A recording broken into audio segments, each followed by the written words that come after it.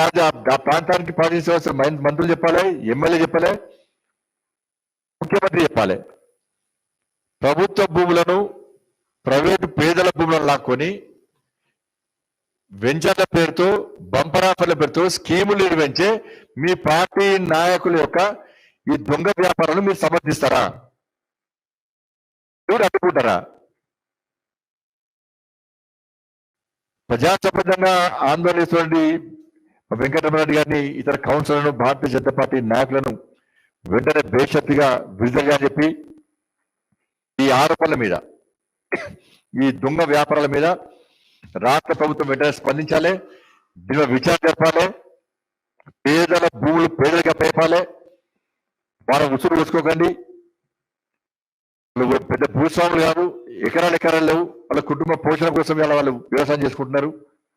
వెంటనే వాళ్ళ భూములు తిరిగి వాళ్ళని చెప్పి దొంగ వ్యాపారాలు ఎవరు చేస్తున్నారో వాళ్ళ మీద వెంటనే క్రిమినల్ చర్యలు చేపట్టాల్సిందిగా భారతీయ జనతా పార్టీ డిమాండ్ చేస్తా ఉన్నది.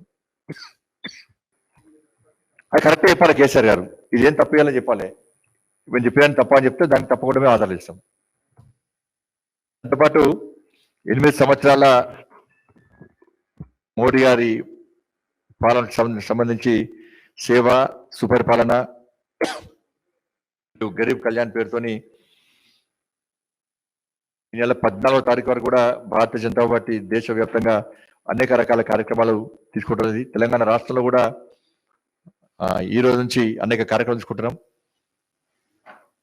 ఈరోజు ఇప్పుడే మా జాతీయ అధ్యక్షులు జేపీ నడ్డా గారు దీనికి సంబంధించి బుక్లెట్ జాతీయ స్థాయిలో ఆవిష్కరించడం జరిగింది. దానికి సంబంధించి జాతీయ గీతాన్ని కూడా ఆవిష్కరిస్తున్నాం. 31వ తారీఖు నాడు రేపు కిసాన్ సమ్మాన్ నిధి రేపు దేశంలో రైతులందరూ కూడా లబ్ధిదారులకు రేపు బ్యాంక్ అకౌంట్లో జమ చేసేటువంటి కార్యక్రమం రేపు ఉంది.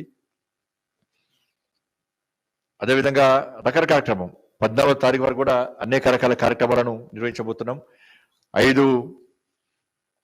5 జిల్లాల్లో వాళ్ళ పెద్ద ఎత్తున భారీ ర్యాలీలు నిర్వహిస్తున్నాం. అదేవిధంగా కిసాన్ మోర్చాకు సంబంధించి రైతు సమస్యల మీద, రైతుల విషయం, రైతాంగ విషయాల యువమోర్చా కార్యక్రమము, మహిళా Morcha, minority Morcha, SC Morcha, ST Morcha, వివిధ మోర్చాలకు సంబంధించి కూడా దేశంలో నరేంద్ర మోడీ ప్రభుత్వం ఏ విధంగా విజయాలు సాధించింది, ఏ విధంగా ఈ దేశ ప్రజలను ఆదుకునే ప్రయత్నం చేసింది అన్న విషయంలో అనేక రకాల కార్యక్రమాలను నిర్వహిస్తున్నాం. దీనికి కేంద్ర మంత్రులు కూడా హాజరు కాబోతున్నారు. కాబట్టి ఈ 14 రోజుల పాటు ఈ కార్యక్రమాలు నిర్వహించే ప్రయత్నం చేస్తున్నాం. ఎవరన్నారన్నా? ఇంతకుముందు చెప్పేది 10% కేవలం 10%. ఈడ నిల్వ దాని తగ్గట్టు ఇంతకుముందు 200 550. అవును, అదే 550 టన్నులు. ఇప్పుడు అంత తక్కువ ఉంటాయి కాబట్టి మనం తీసుకుంటున్నాం. ఇంతకుముందు ఎంత అవుతుంది, దేశాలు ఎంత అవుతుండే 500. ఇప్పుడు 250 టన్నులతో తక్కువ ఉంది కాబట్టి దాన్ని ఇతర దేశానికి దిగుమతి చేసుకుంటున్నాం. కేవలం 10% మాత్రమే. సరే, ఫిర్యాదు ఎవరు చేస్తారని ఇలా 6,350 కోట్ల రూపాయలతోని రామగుండం ఎరువుల కర్మాగారాన్ని ప్రారంభించినాం. సరే, ప్రజలకు అని ఇబ్బంది ఉంది, ప్రజలు ఇబ్బంది పడుతున్నారు, పొల్యూషన్ బోర్డుతో చూసి అన్నప్పుడు దానికి రాష్ట్ర ప్రభుత్వం ఏం చేయాలి? మళ్ళొక్కసారి సూచన ఇవ్వాలి, ఏ విధంగా ఈ సమస్యను పరిష్కరిద్దామని చెప్పి చూడాలి.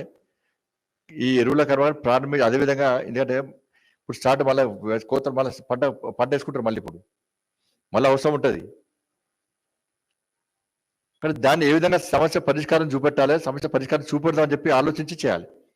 సరే, ఇంతకు సూచన ఇస్తే పాటించలేదా? కానీ ఇది ప్రైవేట్ సంస్థ కాదు, ఇది ఒక ప్రైవేట్ వ్యక్తి సంస్థ కాదు ఇది. హాయ్ ఫ్రెండ్స్, మా టుడే టుమారో యూట్యూబ్ ఛానల్ చూస్తున్నందుకు చాలా థ్యాంక్స్.